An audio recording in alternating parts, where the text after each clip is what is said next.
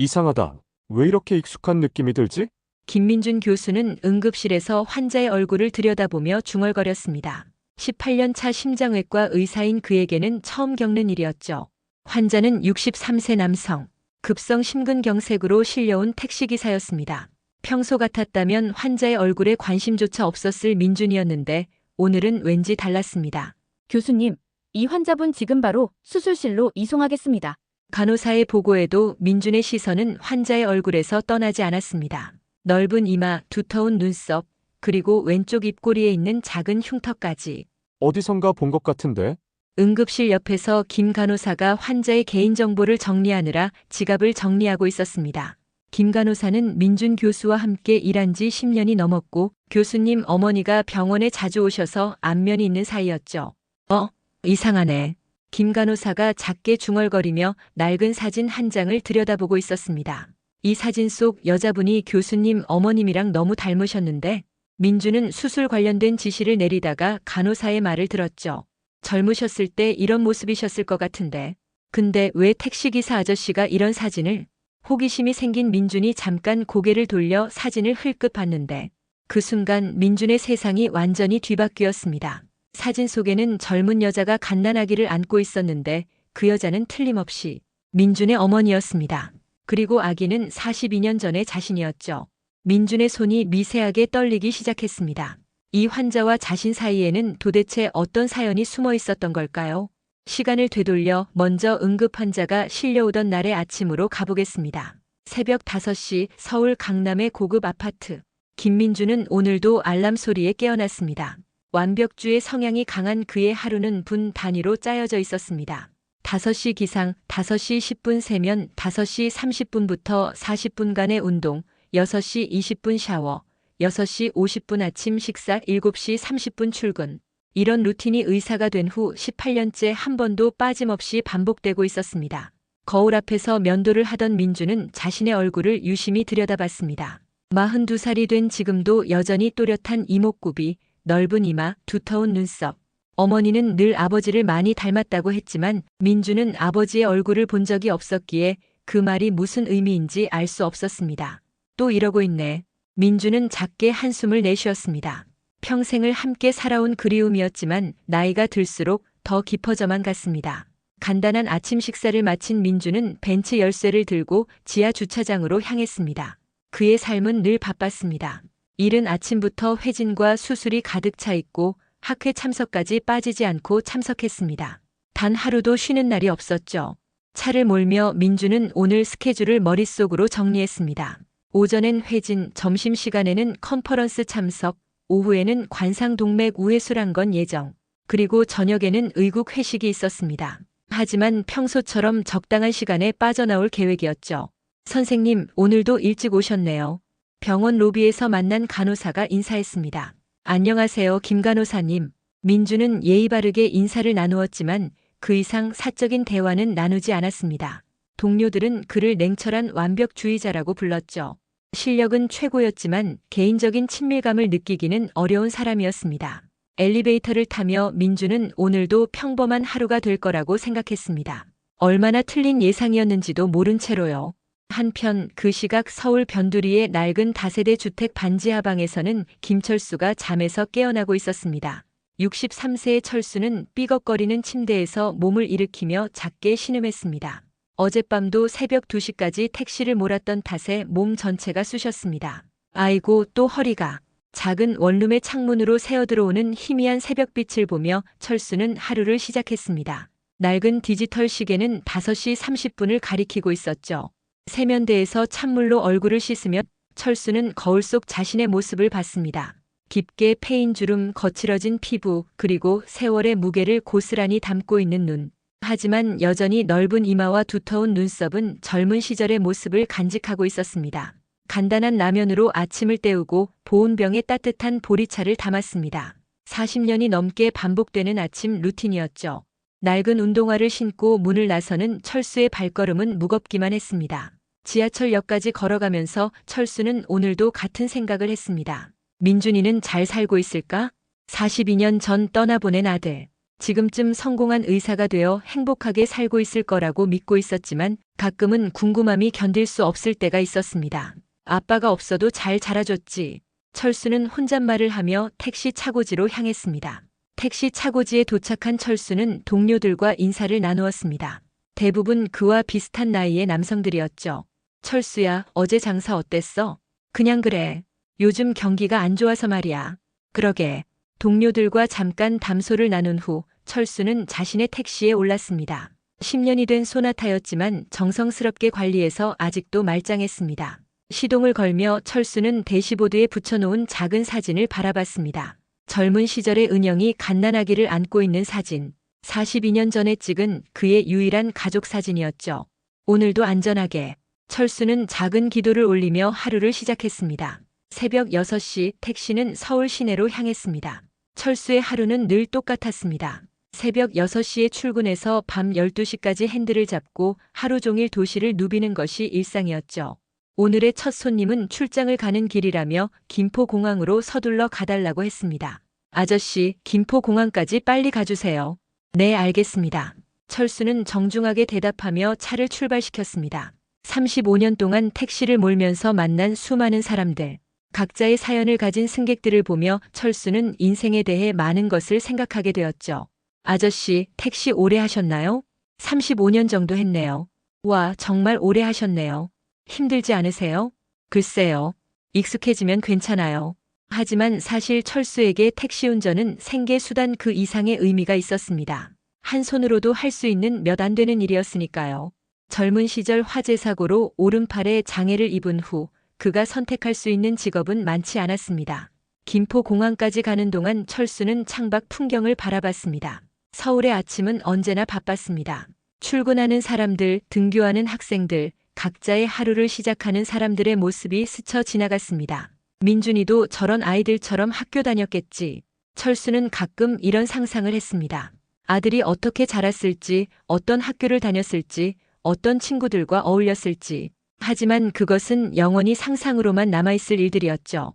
공항에 손님을 내려준 후 철수는 다시 시내로 돌아왔습니다. 오전 시간대는 비교적 손님이 많았습니다. 회사원, 학생, 주부들이 각자의 목적지로 향했죠.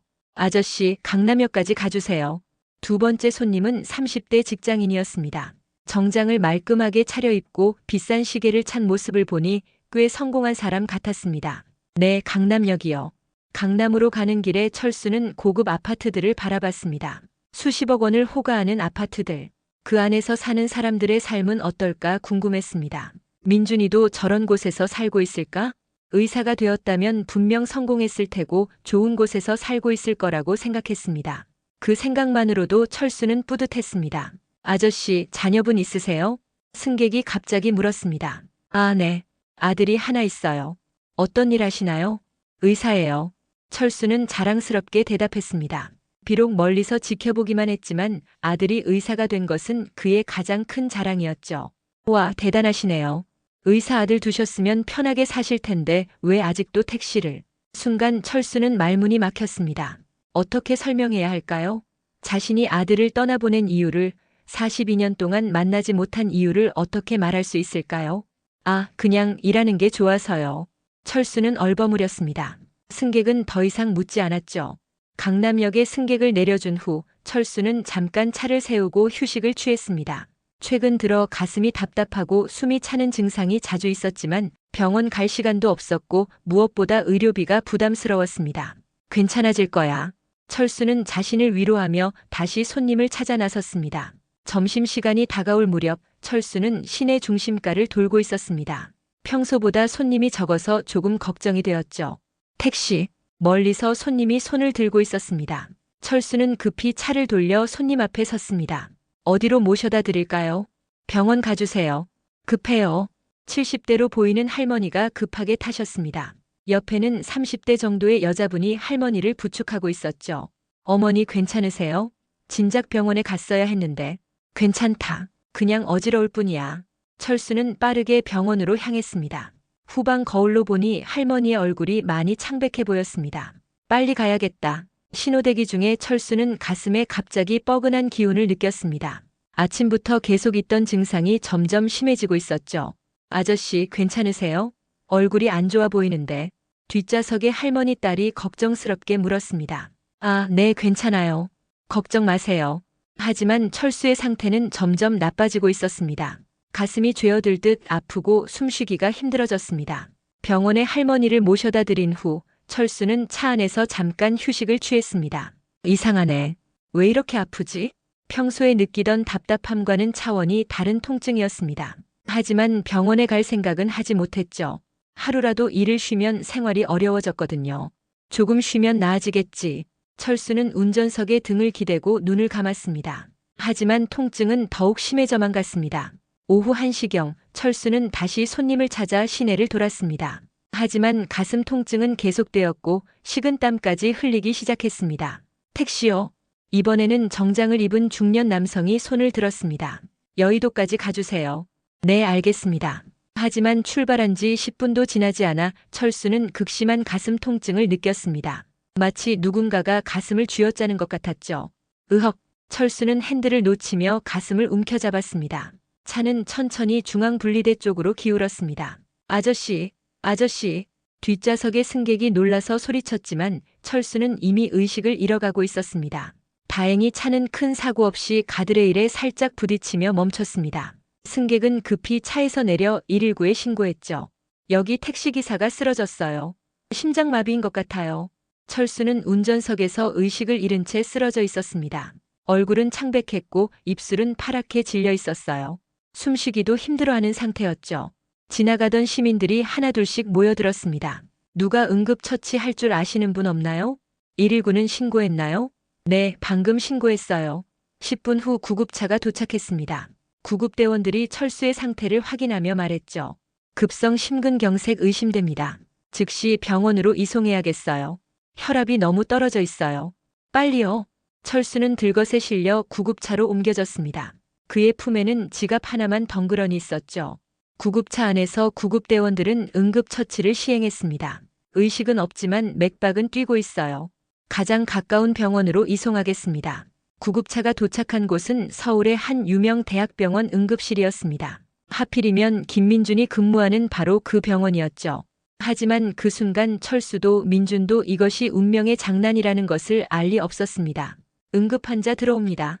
구급대원의 외침과 함께 철수가 응급실로 실려 들어왔습니다. 응급의학과 의료진들이 재빠르게 움직였죠. 환자 정보 말씀해 주세요. 63세 남성, 택시 운전 중 의식 잃고 쓰러졌습니다. 급성 심근경색 의심됩니다. 혈압, 맥박, 체온 측정하고 심전도 찍어주세요. 응급실은 순식간에 바쁘게 돌아갔습니다. 간호사들이 철수의 활력 징후를 확인하고 의사들이 응급처치를 시행했죠. 보호자는 어디 계신가요? 택시에 혼자 계셨답니다. 개인정보 확인해 보겠습니다.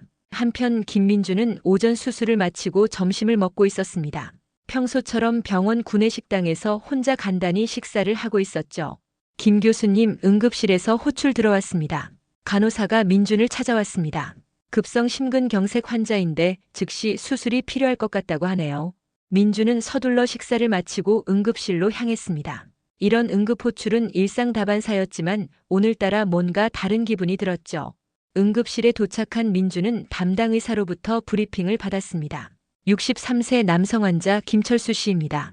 택시 운전 중 의식 잃고 쓰러지셨고 심전도상 ST 분절 상승이 보입니다. 관상동맥 조영술 시행했나요? 지금 준비하고 있습니다. 하지만 상태가 위급해서 응급수술이 필요할 것 같습니다. 민주는 고개를 끄덕이며 환자 차트를 받았습니다. 환자명 김철수, 출생연월 1962년 2월 7일, 보호자 없음. 김철수. 그 이름을 보는 순간 민준의 걸음이 잠시 멈췄습니다. 김철수라는 이름이 왠지 친숙하게 느껴졌습니다. 하지만 흔한 이름이었기에 그냥 우연일 거라고 생각했죠. 환자는 어디 있죠? 3번 침대에 계십니다. 민주는 응급실 3번 침대로 향했습니다. 그리고 환자를 본 순간 의식을 잃은 중년 남성, 거친 손, 햇볕에 그을린 얼굴, 그리고 민주는 환자의 얼굴을 자세히 들여다봤습니다. 넓은 이마, 두터운 눈썹, 코와 입의 형태까지 왠지 모를 기시감이 느껴졌습니다. 마치 어디서 본 듯한, 아니 매일 거울에서 보던 것 같은 친근함이었죠. 교수님? 간호사의 부름에 민주는 정신을 차렸습니다. 아, 네. 관상동맥 조영술 결과 나오면 바로 연락해 주세요.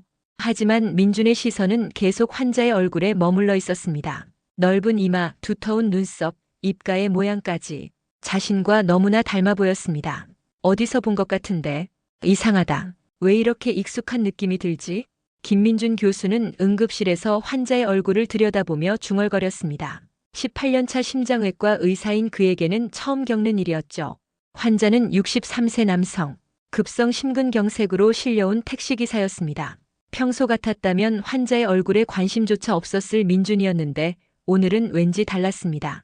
교수님, 혈압 불안정합니다. 즉시 수술실로 이송해야겠습니다. 간호사의 보고에도 민준의 시선은 환자의 얼굴에서 떠나지 않았습니다. 넓은 이마, 두터운 눈썹, 그리고 왼쪽 입꼬리에 있는 작은 흉터까지 어디서 본 것 같은데. 교수님, 관상동맥 조영술 결과 나왔습니다. 어떻게 나왔나요? 주요 혈관에 90% 이상 협착이 있고 다른 혈관도 70% 정도 막혀 있습니다. 즉시 수술하지 않으면 위험할 것 같습니다. 민준은 차트를 확인하며 고개를 끄덕였습니다. 확실히 응급수술이 필요한 상황이었죠. 수술실 준비해 주세요.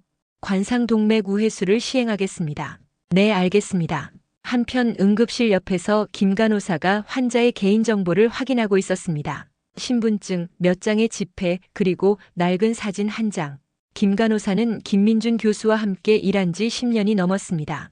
그동안 수많은 응급 환자들을 봐왔지만 이렇게 초라한 소지품을 가진 환자는 드물었죠.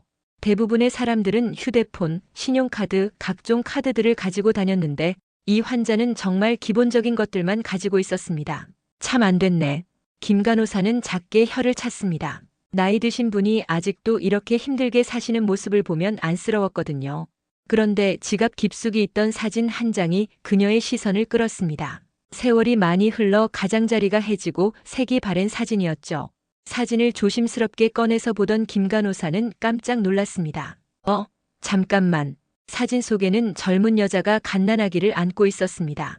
1980년대 스타일의 옷차림과 헤어스타일을 한 여자는 환하게 웃고 있었고 품에 안긴 아기는 새하얀 베넷 저고리를 입고 있었죠. 이 여자분, 어디서 봤지?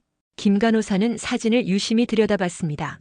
분명히 낯이 익은 얼굴인데 어디서 봤는지 기억이 나지 않았어요. 그때 김민준 교수가 수술 준비 지시를 내리며 지나가는 모습을 봤습니다. 순간 김 간호사의 머릿속에 번개가 쳤죠. 이 사진 속 여자분이 교수님 어머님이랑 너무 닮으셨는데? 김 간호사는 민준의 어머니를 몇 번 봤던 적이 있었습니다. 민준이 야근할 때 어머니가 도시락을 가져다 주시거나 환절기에 옷가지를 챙겨주러 오시는 모습을 병원에서 마주쳤거든요. 젊으셨을 때 딱 이런 모습이셨을 것 같은데.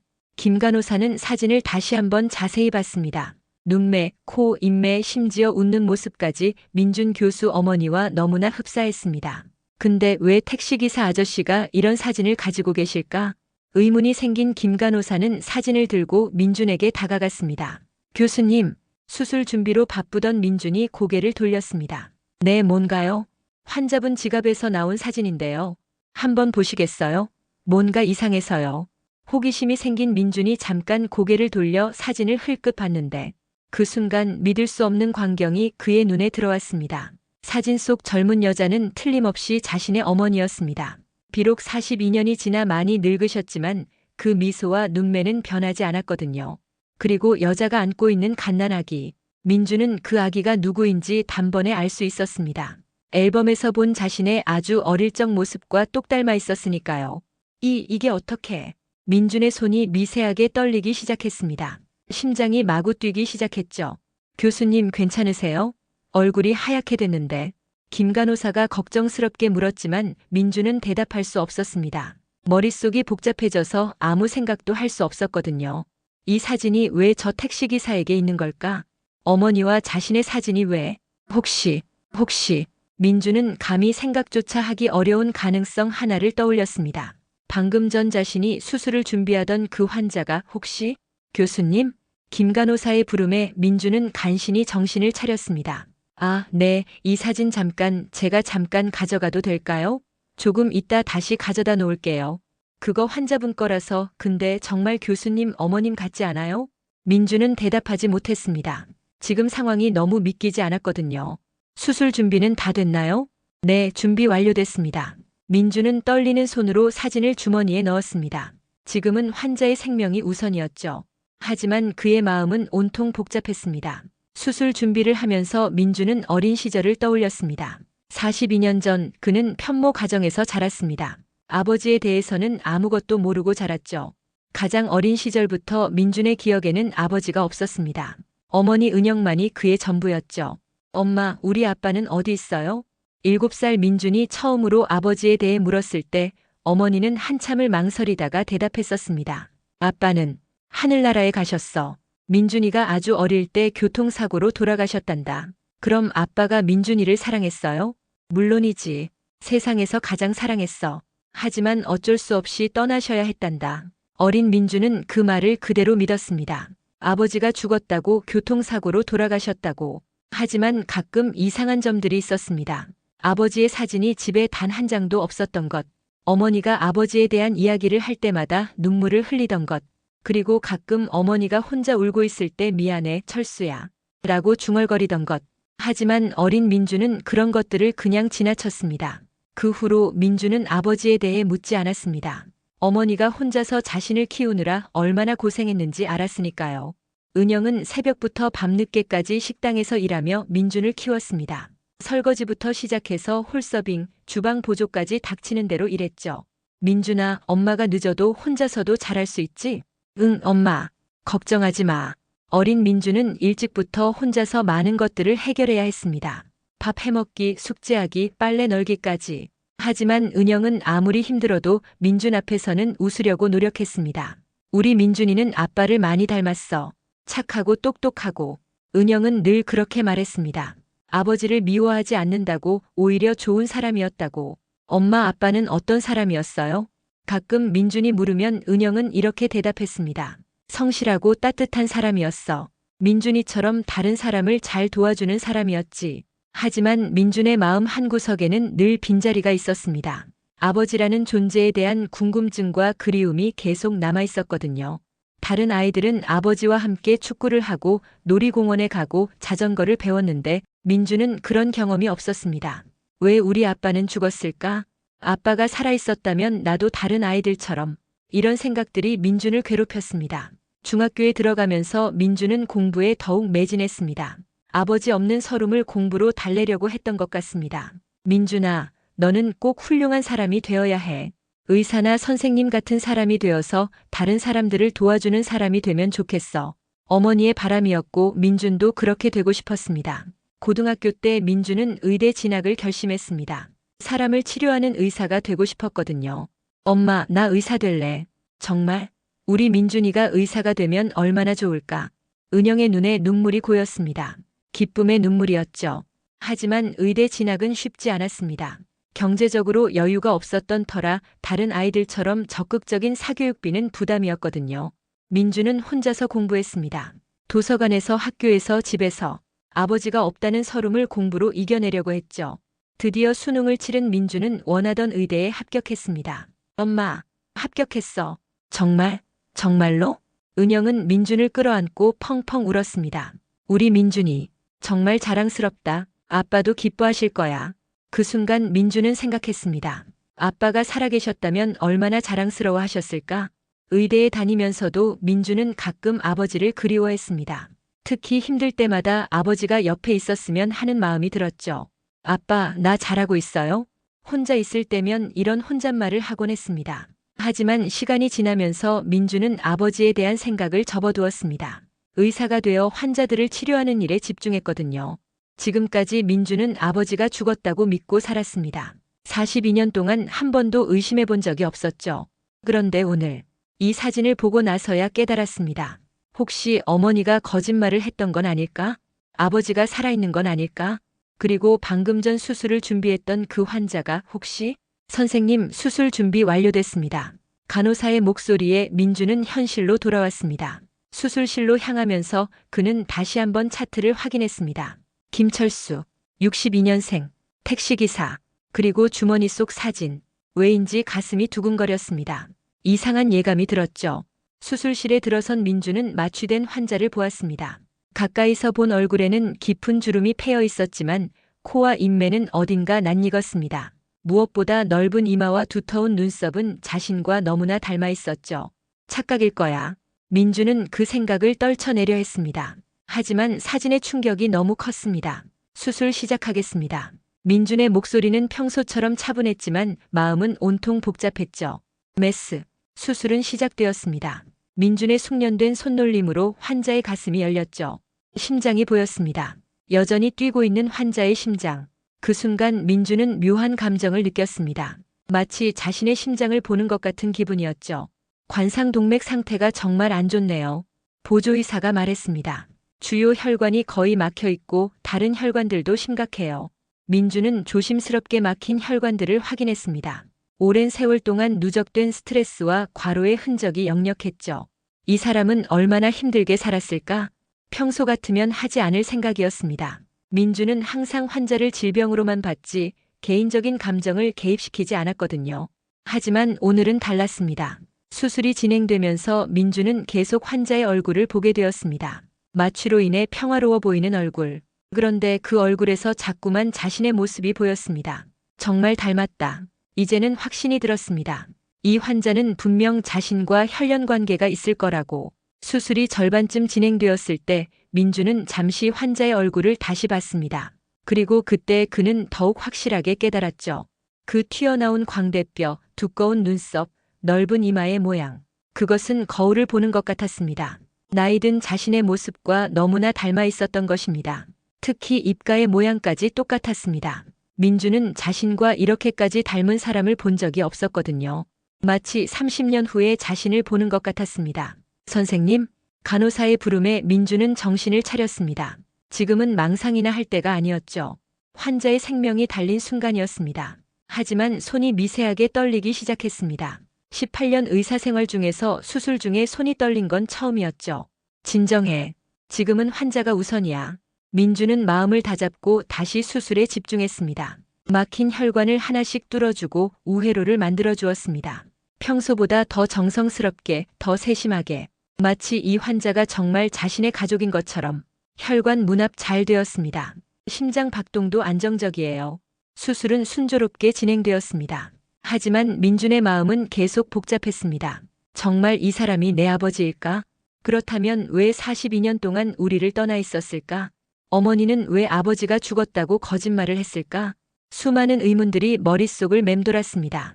시간이 흘러 수술은 마무리 단계에 접어들었습니다. 막힌 혈관들을 모두 뚫었고 심장도 안정적인 박동을 되찾았죠. 민주는 조심스럽게 가슴을 봉합했습니다. 평소보다 더 정성스럽게, 더 세심하게. 마치 이 환자가 정말 특별한 사람인 것처럼. 교수님, 제가 봉합하겠습니다. 평소에는 봉합을 전공의에게 맡기던 민준이었는데 오늘은 달랐습니다. 내가 할게. 네. 교수님께서 직접요? 수술실에 함께 있던 이들이 그런 민준의 모습에 의아함을 느꼈지만 딱히 뭐라고 말하는 사람은 없었습니다. 민준은 한 땀 한 땀 정성스럽게 봉합했습니다. 흉터가 최대한 작게 남도록 회복이 빠르도록. 수술 잘 끝났습니다. 수고하셨습니다. 수술복을 벗으며 민준은 깊은 숨을 들이켰습니다. 이제 진실을 확인해야 할 시간이었죠. 수술을 마친 민준은 원무과로 향했습니다. 김철수에 대해 더 알아봐야 했거든요. 혹시 환자분 가족 연락처 있나요? 아니요, 응급 환자로 오셔서 보호자 연락처가 없어요. 신분증으로 확인된 정보만 있습니다. 그럼 주소는 서울 노원구로 되어 있네요. 하지만 상세 주소나 다른 개인정보는? 네, 알겠습니다. 직원의 말에 민주는 고개를 끄덕였습니다. 당연한 일이었죠. 가족이 아닌 이상 더 이상의 개인정보는 알 수 없었습니다. 민주는 주머니에서 그 사진을 꺼내 다시 봤습니다.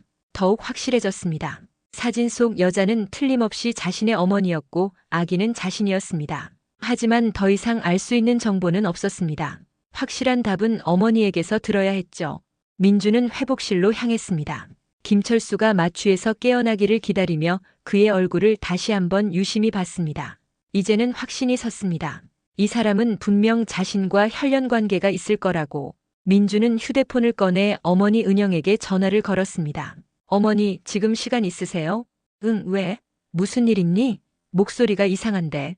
민준의 목소리에서 평소와 다른 떨림을 느낀 은영이 걱정스럽게 물었습니다. 어머니, 급한 일이 있어서요. 병원에 와주실 수 있나요? 무슨 일인데? 너 다친 거야? 아니에요. 그런 게 아니라 어머니께 꼭 여쭤봐야 할 일이 있어요. 잠시 침묵이 흘렀습니다. 알았어. 지금 갈게. 어디로 가면 되니? 제 진료실로 오세요. 전화를 끊은 민주는 다시 김철수를 바라봤습니다. 정말 이 사람이 내 아버지일까? 1시간 후 은영이 병원에 도착했습니다. 평소보다 빠른 걸음으로 민준의 진료실로 향했죠. 민준아, 무슨 일이야? 갑자기 이렇게 급하게 부르고. 은영은 아들의 표정을 보고 심상치 않음을 느꼈습니다. 민준은 어머니를 의자에 앉게 한 후 조심스럽게 말을 꺼냈습니다. 어머니, 오늘 응급환자를 수술했는데. 응급환자를?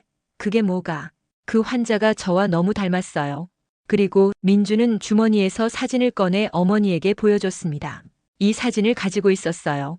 사진을 본 순간 은영의 얼굴이 하얗게 질렸습니다. 손이 떨리기 시작했고 눈에서는 순간적으로 눈물이 쏟아졌죠. 이걸 어떻게? 은영은 떨리는 손으로 입을 틀어막았습니다. 어머니, 그 사람이 혹시 제 아버지인 거예요? 민준의 직접적인 질문에 은영은 더 이상 숨길 수 없었습니다. 민준아. 은영의 목소리가 떨렸습니다. 응급환자라는 그 사람, 이름이 뭐니? 김철수. 1962년 2월 7일생이요. 왼쪽 입꼬리에 작은 흉터가 있고. 그 사람이 여기에? 은영은 믿을 수 없다는 듯 중얼거렸습니다. 어머니, 정말 제 아버지인 거예요? 아버지가 돌아가시지 않은 거예요? 그 순간 민주는 확신했습니다. 방금 전 자신이 수술한 그 사람이 바로 자신의 아버지였던 것입니다. 어머니, 왜 말씀 안 해주셨어요? 왜 아버지가 돌아가셨다고 하셨던 거예요? 은영은 한참을 울다가 입을 열었습니다. 미안하다, 민준아. 너한테 거짓말한 거 미안해. 어머니, 42년 동안 숨기고 살았는데 그날 밤 민주는 평생 몰랐던 진실을 알게 되었습니다. 1982년 봄 21살의 김철수는 작은 공장에서 일하는 성실한 청년이었습니다. 그곳에서 그는 민준의 어머니 은영을 만났죠. 사무직으로 일하던 그녀는 철수보다 2살 어렸지만 똑똑하고 당당한 여자였습니다.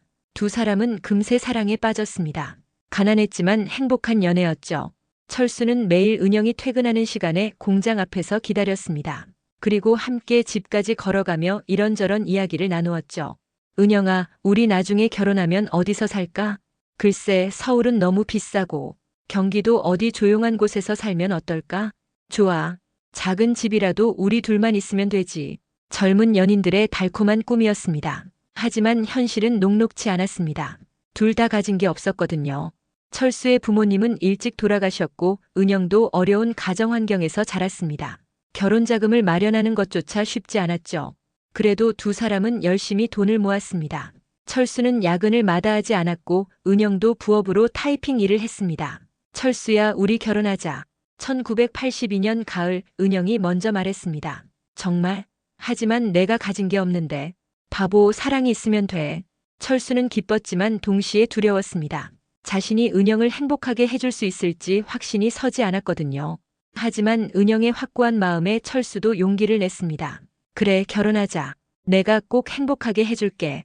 그해 겨울 은영이 임신했다고 말했을 때 철수는 세상을 다 얻은 기분이었습니다. 정말? 우리 아이가? 응, 아빠가 될 거야.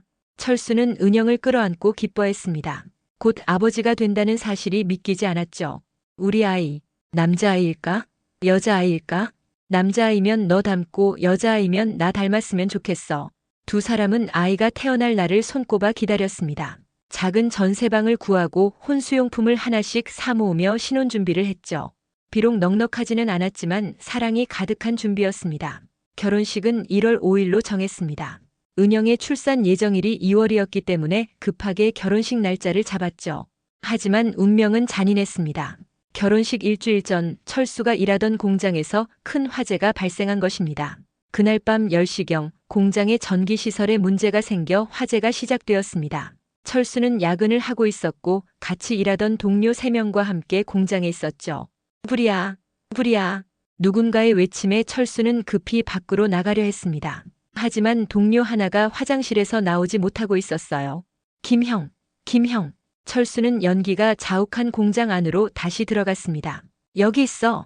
동료를 찾은 순간 천장에서 불타던 철제 빔이 떨어졌습니다.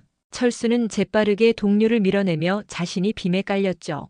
아, 오른팔과 오른쪽 다리에 심한 화상을 입었습니다.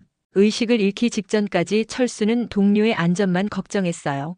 다행히 동료는 무사했지만 철수는 중상을 입고 병원으로 실려갔습니다. 병원에서 철수는 절망적인 소식을 들었습니다. 오른팔 기능의 60% 정도를 잃을 것 같습니다. 다리도 완전히 회복되기는 어려울 거예요. 의사의 말에 철수의 세상이 무너져 내렸습니다. 장애를 가진 자신이 은영과 아이를 책임질 수 있을까? 결혼을 일주일 앞두고 이런 일이 일어나다니. 은영아, 미안해. 은영은 매일 병원에 와서 철수를 돌봤습니다. 만삭의 몸으로 힘들었지만 철수 곁을 떠나지 않았죠. 괜찮아. 우리 함께 이겨내자. 하지만 내가 이런 몸이 되어서 그런 소리 하지 마. 우리 결혼할 거야. 아이도 낳을 거고. 하지만 철수의 마음은 이미 정해져 있었습니다. 은영을 포기하기로. 정확히는 은영의 행복을 위해 자신이 물러서기로 결심한 것이죠. 2월 7일 은영이 아이를 낳았습니다. 건강한 남자아기였죠. 민준이었습니다. 철수야, 우리 아들이야. 너 많이 닮았어. 병원 침대에서 철수는 갓난아기인 민준을 안아봤습니다. 작고 여린 생명, 자신의 핏줄. 그 순간 철수의 마음은 더욱 확고해졌습니다. 이 아이를 위해서라도 자신은 물러서야 한다고. 완전하지 못한 자신보다는 차라리 아버지가 없는 게 이 아이에게 더 좋을 거라고 생각했습니다. 며칠 후 철수는 은영이 잠든 사이 병실을 조용히 나왔습니다. 떠나기 전 철수는 며칠 전 은영이 민준을 안고 있을 때 찍었던 사진을 가져갔습니다. 자신이 직접 찍었던 그 소중한 사진. 이 사진만이 자신에게 남을 유일한 가족의 기억이라고 생각하며 침대 옆 탁자 위에는 짧은 편지 한 장만 남겨두고 은영아, 미안해. 나는 너와 아이를 행복하게 해줄 자신이 없어. 이런 모습에 내가 아이 아버지가 되는 건 옳지 않은 것 같아. 너는 분명 더 좋은 사람을 만날 거야. 아이와 함께 행복하게 살아줘. 철수. 은영이 편지를 발견했을 때는 이미 철수는 사라진 후였습니다. 철수야, 철수야. 은영은 아직 몸이 회복되지 않은 상태로 병원 복도를 뛰어다니며 철수를 찾았지만 그는 이미 떠난 후였죠. 그것이 42년 전 마지막 이별이었습니다. 하지만 철수는 정말 포기한 게 아니었습니다. 병원에서 퇴원한 후 그는 재활치료를 받으며 새로운 삶을 준비했습니다. 오른팔 기능을 많이 잃었지만 한 손으로도 할 수 있는 일을 찾았죠. 그래서 선택한 게 택시 운전이었습니다.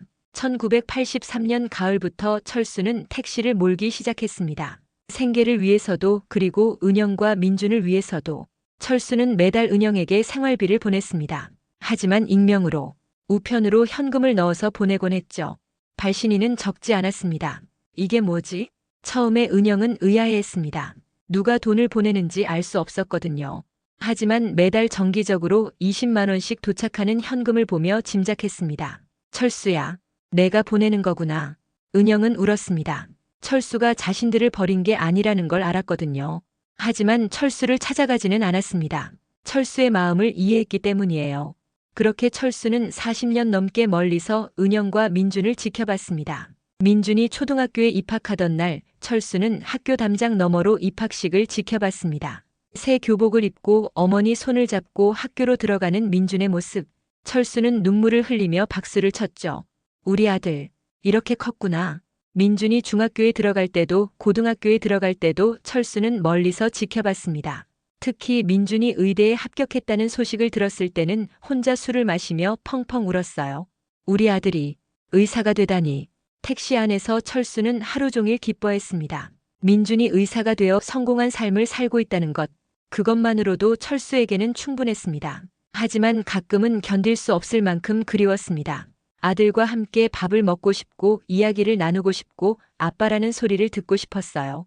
민준아, 아빠가 미안하다. 철수는 매일 밤 혼잣말을 했습니다.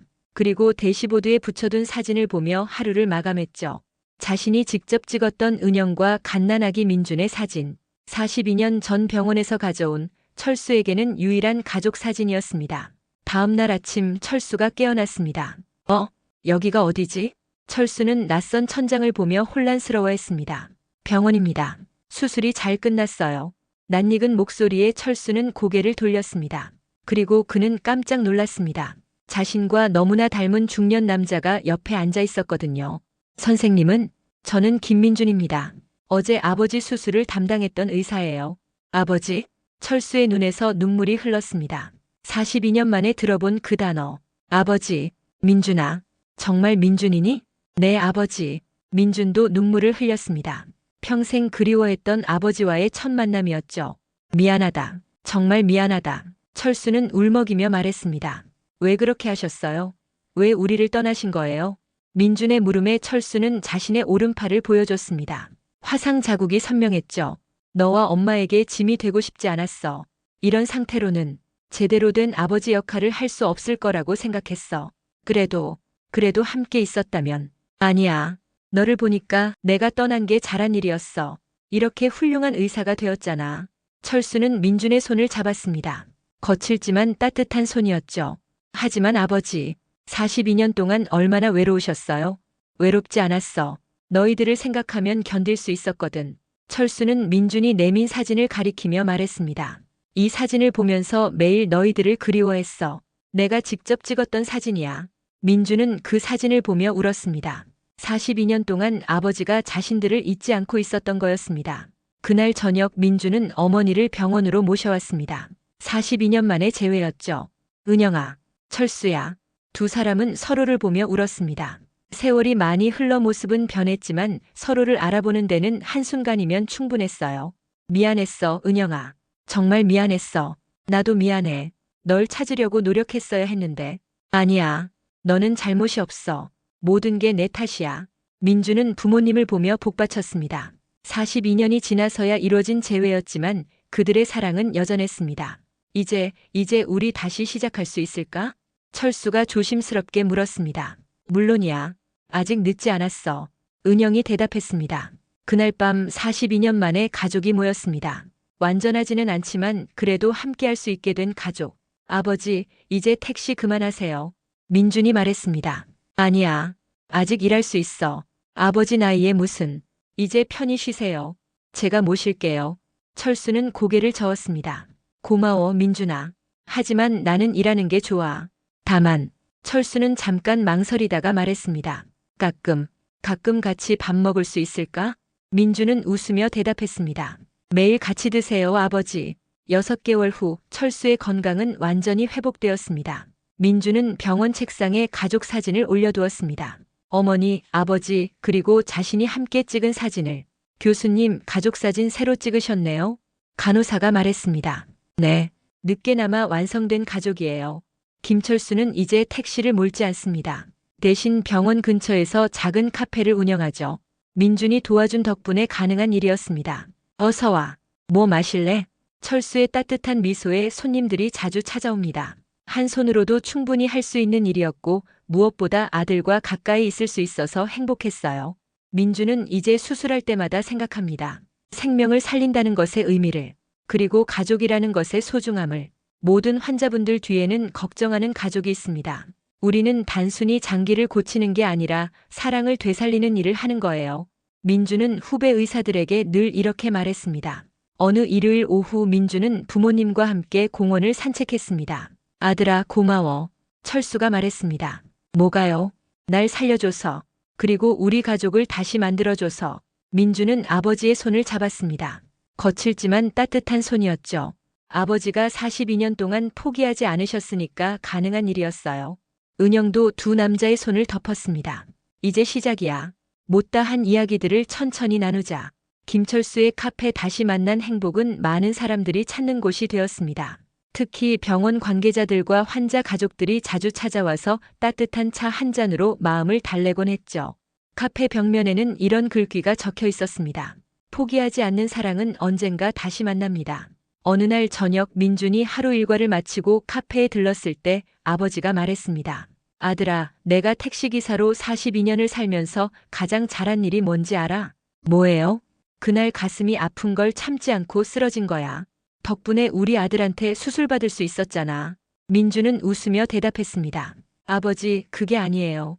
42년 동안 포기하지 않고 살아계신 게 가장 잘하신 일이에요. 부자는 서로를 보며 미소 지었습니다. 42년의 시간이 만들어낸 기적. 의사인 아들이 아버지를 살렸지만 사실은 아버지가 아들을 먼저 살려낸 것이었죠. 운명은 때로 잔인합니다. 사랑하는 사람들을 떨어뜨려 놓고 긴 시간 동안 그리움만 남겨둡니다. 하지만 운명은 또한 자비롭습니다. 포기하지 않는 사랑에게는 언젠가 다시 만날 기회를 선물하니까요. 김철수와 김민준, 부자의 이야기는 이렇게 말해줍니다. 진정한 사랑은 시간도 거리도 심지어 오해도 뛰어넘는다고. 그리고 가족이라는 건 혈연을 넘어선 마음의 연결이라고. 수술실에서 시작된 그들의 재회는 이제 새로운 시작이 되었습니다. 42년 만에 완성된 가족. 늦었지만 완전한 행복. 가족이란 함께 있을 때만 가족이 아닙니다. 서로를 생각하고 사랑할 때 우리는 언제나 함께 있는 것입니다. 이 이야기가 그 무엇보다 전하고 싶은 메시지는 포기하지 않는 사랑의 힘입니다. 그 사랑이 결국 기적 같은 재회를 만들어낸 것입니다. 여러분도 소중한 사람들과 함께하는 오늘을 감사히 여기시기 바랍니다.